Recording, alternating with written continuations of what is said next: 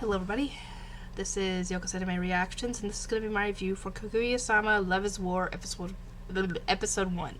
And if you want this one to be the one to come out on top, like I said in the others, like, view, subscribe, and that's really it, because I'm not counting comments, because somebody could just spam comments on the video, and that's not really a fair representation.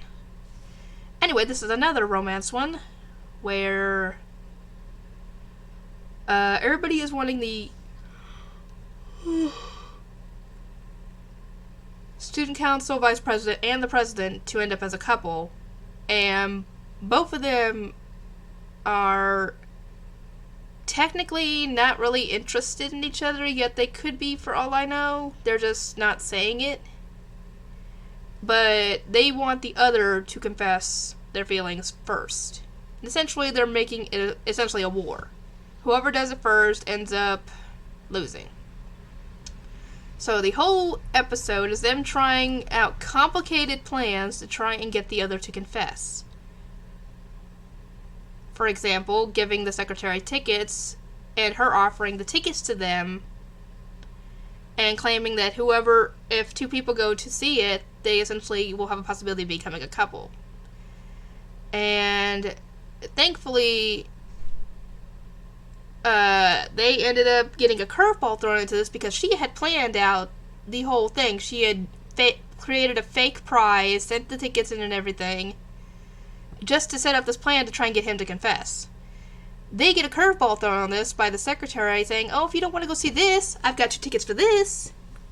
And thus this threw a curveball in there, and they couldn't process fast enough to try and essentially figure out a plan for this new thing. And essentially their brains were fried.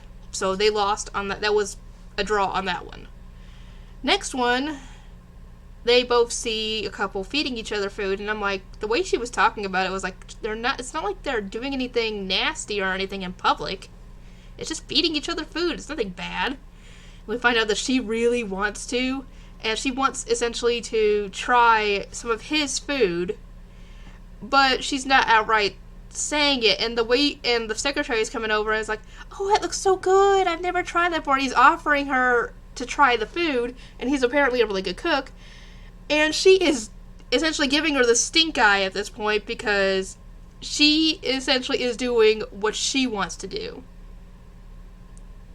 And he's getting the wrong idea of this because he has no clue what the heck she's really wanting, and he thinks that she's looking down on him because his food is not, gourmet. It's not made by chefs because he's a commoner. And it was like, oh my god. And then the same thing happens the next day because he had made the secretary a box lunch because it was easier to make two. It was easier to do two of them because it took the same time as one. And she was stalking over to him, and I was like, oh my god, she looks like she's gonna kill us. And he quickly scarfs down his food and runs off, afraid of getting killed. And it finally ended with the secretary offering her some of those sausage octopus thingies, and I'm like, that's all she wanted.